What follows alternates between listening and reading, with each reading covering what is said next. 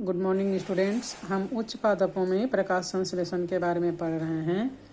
इसके अंतर्गत हमने पिछले लेक्चर में C3 चक्र या केल्विन चक्र के बारे में पढ़ा। आज हम पढ़ेंगे C4 प्लांट्स के बारे में। C4 पथ क्या होता है?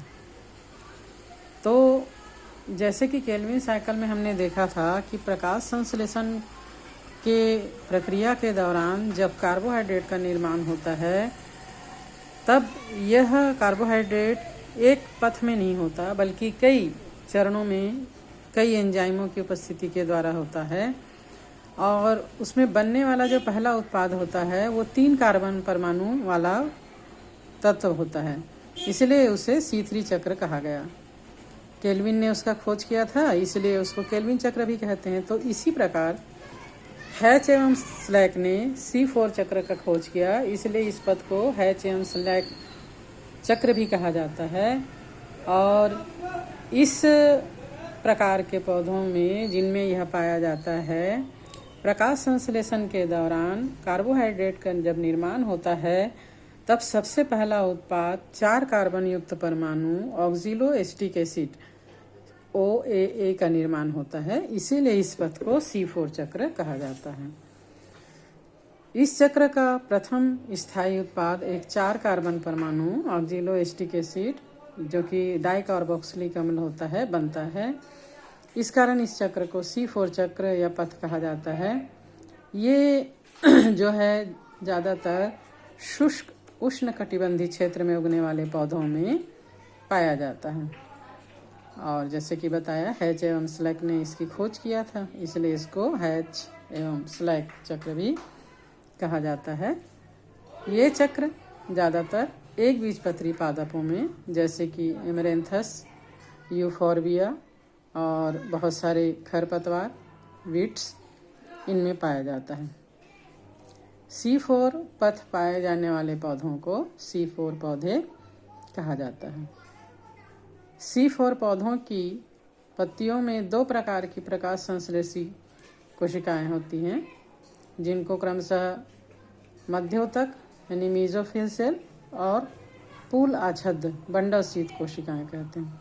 ठीक है, जैसे यहाँ पर हम देख रहे हैं, पूल मतलब बंडल शीत यानी जहाँ पर वास्कुलर बंडल होता है, जाइलम और फ्लोएम, उसकी कोशिकाएं उसको चारों ओर से घिरी हुई रहती है। और दूसरा जो पत्ती के अन्य भाग में पाया जाता है, मेसोफिल की कोशिका। 2 प्रकार की कोशिकाएं इस क्रिया में भाग लेती हैं। पूल आच्छादित कोशिकाएं संवहन बंडल पर छल्ला या घेरा या माला की तरह होता है एक बीजपत्री पौधों में।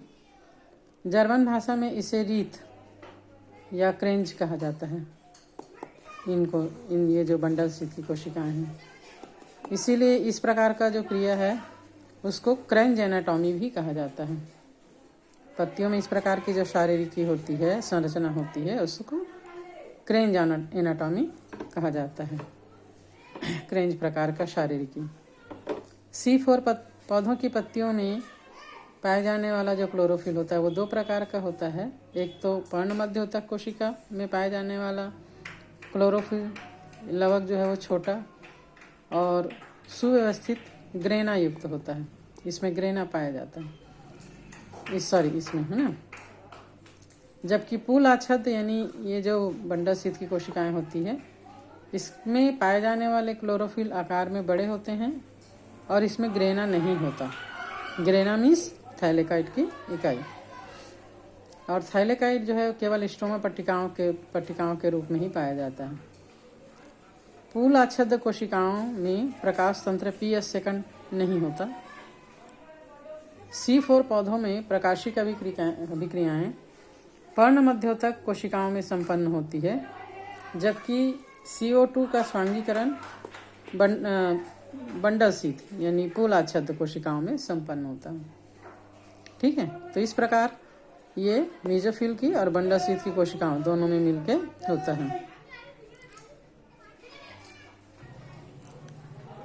C4 की क्रियाविधि क्या है?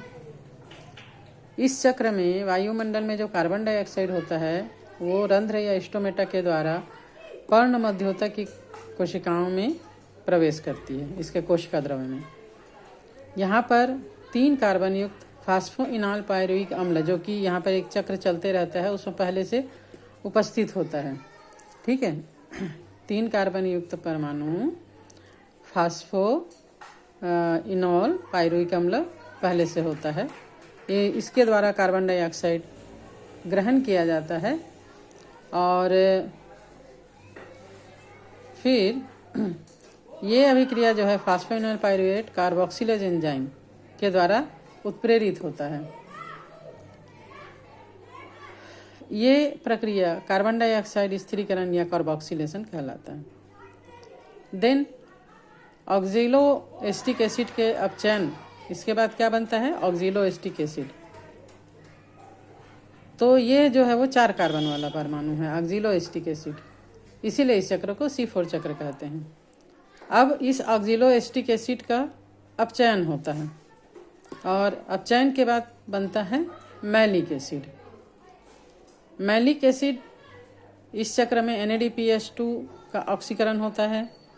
ये मैलिक अम्ल पर्ण मध्यवर्ती कोशिका के कोशिका द्रव्य से यहाँ पर अब पूलाछद्म की कोशिका में प्रवेश कर जाता है, जहाँ पर डीकार्बोक्सिलीकरण के बाद कार्बन डाइऑक्साइड जो है वो मुक्त हो जाता है और पूल आच्छादित कोशिकाओं में कार्बन डाइऑक्साइड की सांद्रता जो है वो बढ़ जाती है। अब बनने वाला 3 कार्बन परमाणु युक्त यौगिक पायरिक एसिड फिर से पर्ण मध्यवर्ती कोशिका में प्रवेश कर जाता है और पर्ण मध्यवर्ती की कोशिकाओं में पायरुविक अम्ल फास्फोइनोल पायरिक अम्ल का निर्माण कर देता है, जो इस चक्र को फिर कंटिन्यूटी प्रदान करता है। मतलब ये चक्र चलते रहता है। केल्विन साइकिल इसमें यहाँ पर होता है बंडल छाद की कोशिकाओं में। इस चक्र का महत्व क्या है? C4 चक्र C3 चक्र से अधिक दक्ष इसलिए है क्योंकि C4 पौधों की उत्पादकता C3 पौधों की तुलना में 3 से 4 गुना बढ़ जाता है, जबकि C4 पौधों में प्रकाश शोषण अनुपस्थित होता है। इस चक्र का मुख्य एंजाइम